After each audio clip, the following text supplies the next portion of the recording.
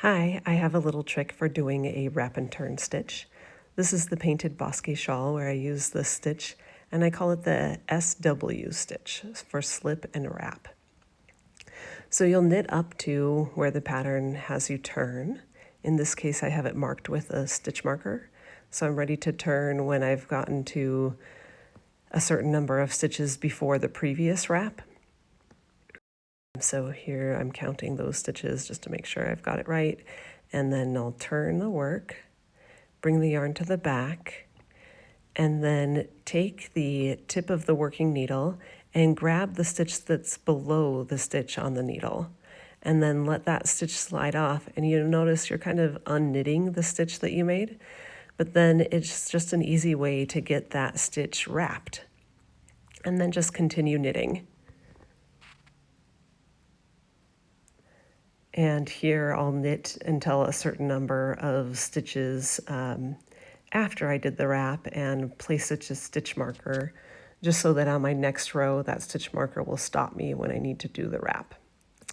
So again, when you are doing the wrap, you'll take the tip of your needle, grab the top of that stitch below the stitch on the marker and let the stitch slide off.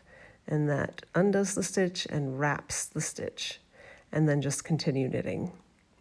You actually don't have to intentionally pull it out. If you just grab that stitch, let it slide off, you can keep knitting without really even thinking about it. Just don't pull too tightly. So you want that stitch to be wrapped a little bit loosely. And then when you get back to working the entire row and you see that wrapped stitch, just knit that stitch through the back loop. So it's fairly easy to see. There's a big gap. You could see that big gap. And then you just keep knitting. So it looks pretty nice. It'll disappear into your work.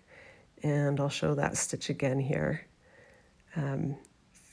Just have to remember when you see that big gap, then knit the stitch through the back loop. So here's a normal stitch, then knit this stitch through the back loop. And that just untwists the stitch. So when you slid it off, when you grabbed the stitch below, it twisted.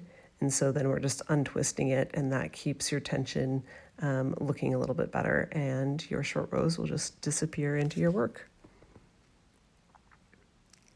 Thanks for watching.